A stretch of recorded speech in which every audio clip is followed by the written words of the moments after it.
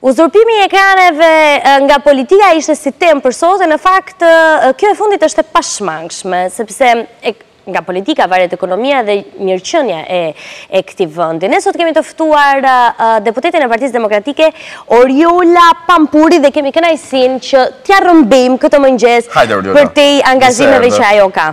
Shumë kënaqësi. Faleminderit shumë zonja Pampuri, mirë se erdhët. Kënaqësi shumë. Kënaqësia është e tëra jona, edhe sigurisht këto ndodhit e fundit që kanë ndodhur që nga viza, mjelli, le të themi edhe ato trau i kuksit u bë një gjë me madhe. Në çfarë kushtet është politika sot, zonja Pampuri? Shiko, politika është gjithmonë e varur nga gjendja në cilën zakonisht të tilla situata i organizon ose më saktë i nxit opozita, sepse në fundit është detyrë e saj që të jetë në një formë supervizimi mbi punën që bën maxhoranca, mbi punën që bën qeveria. Dhe si thua, situata në të cilën politika është sot është e lidhur fort me punën që qeveria po bën sot. Dhe nëse themi, ne analizojmë dhe themi kemi një opozitë të ashpër, kemi një opozitë jo të ashpër, kjo është çështje është relative sipas këndvështrimeve të individëve dhe interesave të individëve për ta parë në mënyra të ndryshme, por sigurisht ne kemi bërë një opozitë të ashpër brenda dhe jashtë parlamentit. Të tilla kemi bërë për shkak sepse dhe situata në cilën ndodhemi është vërtet lëpërdëshiruar. Kemi një varfëri të tejskajshme, kemi taksa që shtohen dhe rriten dita ditës, kemi papunësi që shtohet dhe rritet dita ditës, kemi largim të qytetarëve, sigurisht numri të cilëve çdo vit është gjithnjë më i lartë, dhe të gjitha këto nxisin një reagim të opozitës, i cili ka nisur dhe besoj do vijojë deri në momentin që që të gjitha këto që përmendëm të sheshohen. Pra, sigurisht është në mbështetje të qytetarëve. Gjithçka, çdo reagim i opozitës është në mbështetje të qytetarëve. A mendoni se ndonjëherë që t'jemi pak më gjunjë me popullin? A mendoni se ndonjëherë kjo gjë e lodh pak popullin, do me thonë, duket sikur, dakord, njëherë fluturon një çizme, njëherë fluturon një miell dhe një vezë, po nuk është se po shohim realisht ndryshime, apo nuk po shohim përveç reagimeve të opozitës, nuk po shohim që në fakt ato ligje të mos votohen, apo të bëhet apo të lirohen plotësisht ata qytetarë të kuksit të cilët dogjën traun.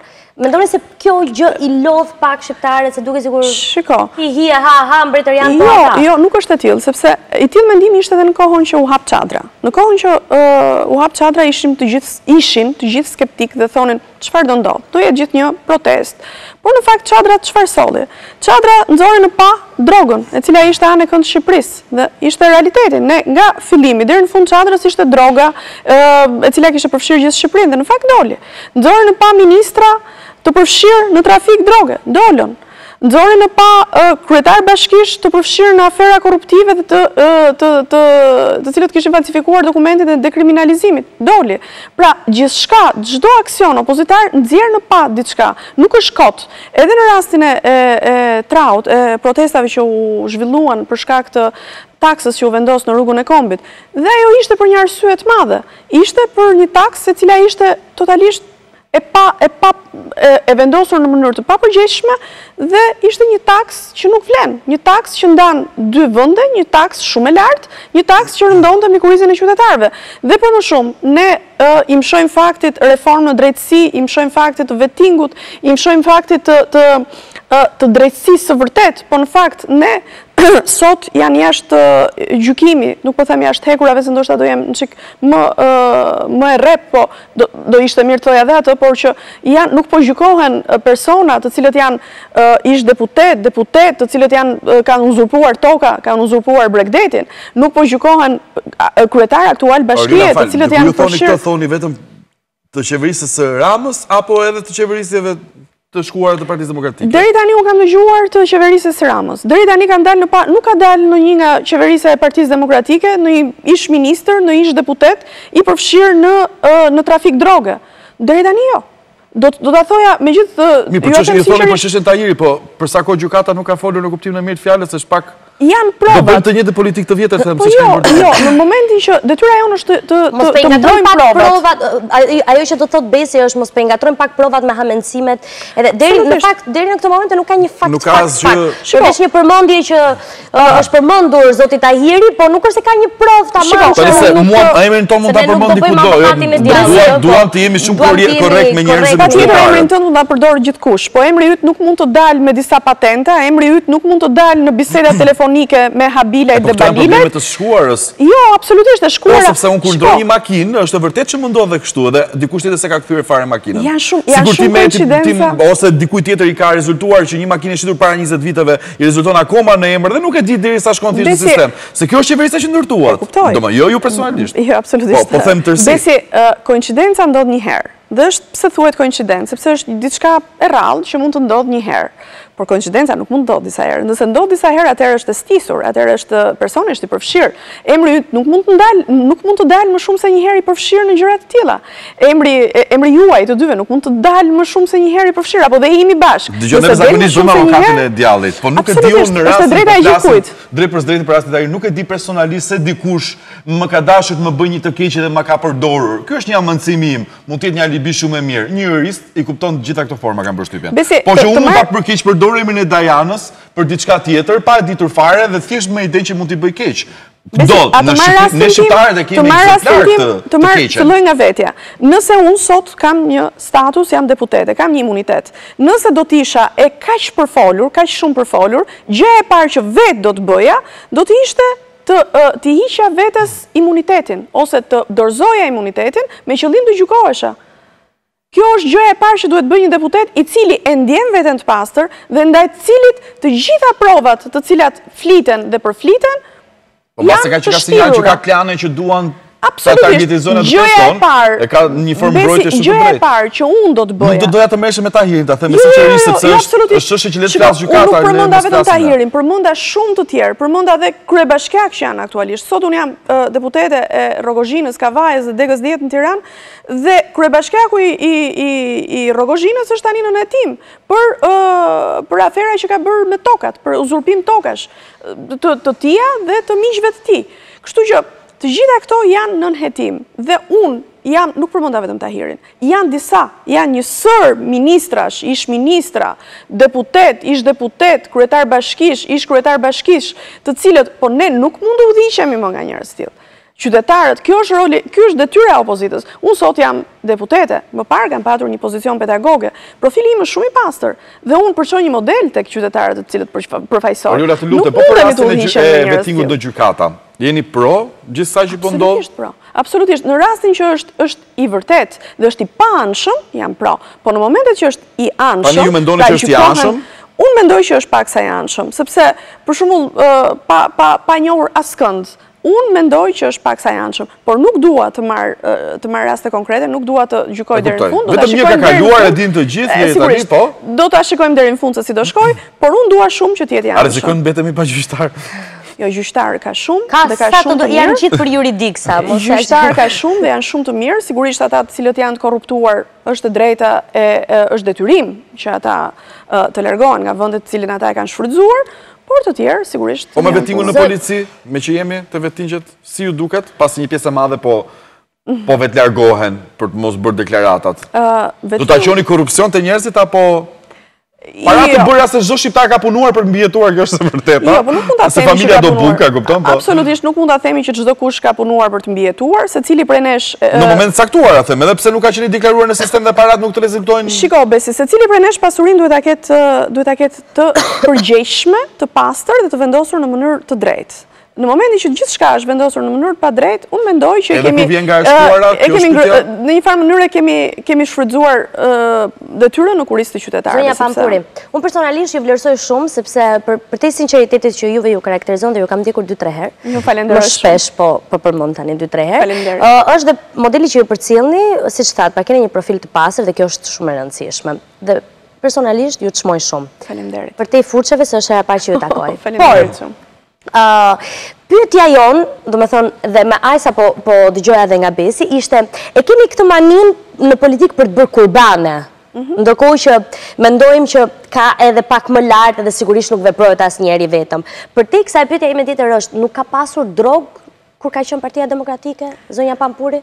Dhe duaj që përgjigjesh shumë sinqerisht se... Jo, unë sinqerisht... Lazarati për shumë ka përkërdin, me gjithë respektin unë i preferoj shumë njerëzit që punojnë, po ideja është në ironi e si për kjo. Sigurisht unë nuk mund ta mohoj këtë që Lazarati nuk ka qenë. Por Lazarati ishte një pikë, ishte një vend ndaj cilit u morën masa dhe po merreshin masa. Por nuk mund të krahasohet Lazarati me gjithë Shqipërinë. Për shembull, të mbillet drogë nga Veriu në jug, është e mora shembull Lazarati. E kuptoj. Po zua ti përmend fare, sinqerisht. Kaq shumë ose nuk duket sikur droga mbiu tani. Domethënë, ishte në Partinë Demokratike, kur ishte Partia Demokratike? Jo, mbeti dhe kur erdhi Partia Socialiste. Unë dua të them këtë. Të mbjellësh drogë nga Veriu në jug është e paprecedent. Të bëhet Shqipëria vendi më i rëndësishëm i kalimit drogës, i trafikut drogës, kjo është e paprecedent. Jemi një vend shumë i vogël. Kjo si varfëri duke qenë se jemi vend i vogël. Patjetër që është një indeks varfëria. Është një incentiv, më falni, është një incentiv varfëria. Dhe kjo është faktikisht, po të shikojmë, personat të cilët janë të papunë, pranojnë të punojnë ato parcelat e drogës. Unë kam takuar plot persona, edhe në vendet ku jam deputetet, cilët më thonë, ne edhe kemi punuar atje. Por, sigurisht, brenda asaj kuadrit të qëndruarit paksa konfidencial, edhe kemi punuar, sepse varfëria është e skajshme. Tani ne bëm një... Pra, ja, për këtë po dilja dhe unë, se këtë kemi diskutuar me ditë të tëra. Pra, në një varfërit e skajshme, në njërës që rastësisht mbas 20 viteve, mund t'jemi një pozicion pune, edhe pastaj thot me çfarë jetove ti, sepse ti s'duhet të jetoje në rast se je në këtë pozicion aktual, se kjo është logjika, mendon e ligjit që ndodh aktualisht me vettingun. Shqiptarët kanë punuar në zezë, në këtë e dim gjithë, dhe e dim treqariku i botës, dhe vazhdojnë absolutisht. Por shumica e rasteve ka qenë në të zezë, që do të thotë, në një mënyrë apo tjetër neve kemi jetuar, pra nëse kemi në shtëpi edhe një makinë, dhe nëse sot na bëhet vettingu, besoj se të gjithë kemi gjetur rrugën për jetuar. Qoftë edhe jashtë. Unë jam e bindur që vettingu nuk bëhet deri në këto nivele. Vettingu bëhet në nivele. Sigurisht që e kam parë, po vettingu nuk është deri në këto nivele. Unë mendoj që, për shembull, të merresh me një person i cili është i varfër dhe ka punuar, ku diun, një muaj, edhe atë e ka konfidenciale dhe ndoshta është në një pozicion që nuk i bie rasti ta deklaroj. Por unë them që jemi në një situatë ekstremisht të rëndë. Nuk ka ndodhur. Besi, ju të dy jeni të rinj, edhe unë gjithashtu jam, nuk keni dalë, nuk keni parë në terren kaq shumë, edhe unë më parë nuk isha parë. Me të drejtën, isha përballur me situata të tilla, por të shikosh një varfëri në cilën jetojnë shumë familje, nuk janë 1, 2, 10, 15, 20, as 100, janë shumë më shumë. Janë më shumë se 30.000 familje. Themi në shifra, se mund të jenë më shumë se aq. Të jetojnë në një varfëri ekstreme, është e pa precedent. Ndërkohë që shteti pasurohet... 120.000 persona, po thuj se janë... Jo, 30%, 33% e familjeve shqiptare jetojnë në minimumin jetik. Janë më shumë se kemi ngelur 3 milion, 3 milion janë vetëm jashtë. Besi, janë rreth 1 milion. Dhe të thuash që 1 milion familje shqiptare jetojnë në minimumin jetik, mua të treve ne, sinqerisht do ndjehemi me faj kur dalim dhe veshim një palë këpucë të mira, parfumosemi, krihemi, sepse duhet mendojmë dhe këtë tjetrën. Jo, para 2 ditësh po i thoja fëmijëve të mi, mora shkas nga një histori që pash të shtunën, një histori e një familje prej me 9 fëmijë, dhe që jetone nuk i kisha dëgjuar që kishin vite që nuk festonin ditëlindje, diçka e tillë, ishte shumë e rëndë, por nuk është një. Kam takuar shumë, Besi. Dhe të them të drejtën, po i thoja fëmijëve ku do shkojmë për një qershore. Të blejmë lojra dhe t'i çojmë fëmijëve, sepse unë kam bërë gjithnjë me studentët këtë gjë, kemi bërë gjithmonë akte bamirësie. Çdo vit shkonim, o për një qershor, o për vit të ri. Domethënë, ne kemi dëshirë, na buron nga dashamirësia për të bërë diçka të tillë, po shteti. Nuk mundet. Janë 5 buxhete. Janë miratuar 5 buxhete. Në 5 vite qeverisë janë miratuar 5 buxhete. Ku kanë shkuar ato buxhete? Besi, as rrugë, absolutisht asnjë lloj investimi, vetëm ekrane, vetëm karrige, ekrane, fjalë. Ju po thoni që kanë ditur të bëjnë një marketing të mirë. Vetëm kaq. Zonja Pampuri, qëndrojmë pak tek Partia Demokratike se kemi disa ndryshime brenda në parti. Çfarë mendimi keni për këto ndryshime që po bëhen? Duket se jashtë do të ngelet zonja Vokshi, janë dhe disa emra të tjerë që për momentin. Për këto se kam nga lajmet, ë? Jo, këto janë portaletve. Jo, portalet, portalet tjetër që unë si ndjek fare. Jo, këto janë pjesë e këshillit kombëtar. Duhet kuptojmë një gjë. Sigurisht unë nuk kam qenë pjesë e politikës, por sot që jam shumë gjëra jam në brëndësi të tyre, të gjithë deputetet, pra deputetet e Partisë Demokratike, janë automatikisht pjesë e Këshillit Kombëtar. Janë të gjithë? Pa tjetër që po. Sepse disa emra, ndërto dhe zonja Vokshi dhe disa të tjerë, mbeteshin jashtë. Është fake news. Është lajmi rrem. Na të shmëndet me këto lajme falso, zgjoni se na verbuat.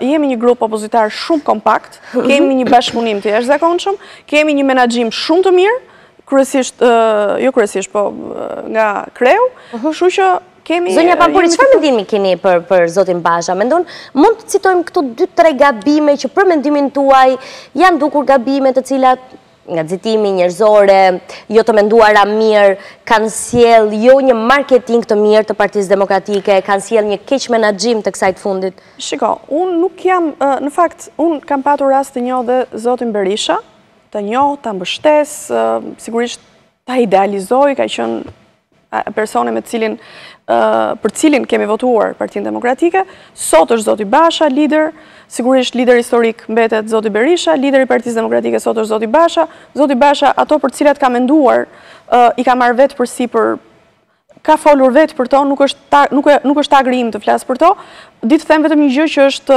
ditë të bashkëpunoj, ditë të mbështes, ditë komunikoj dhe ditë bashkëveproj. Nëse nuk do të ishte ai kush mendoni se duhet shumë të mira të një leadershipi. Unë mendoj tani jam... Nëse nuk do t'ishte, pa i vënë në konkurencë dhe pa i vënë në garë... Po pse vënë siklet?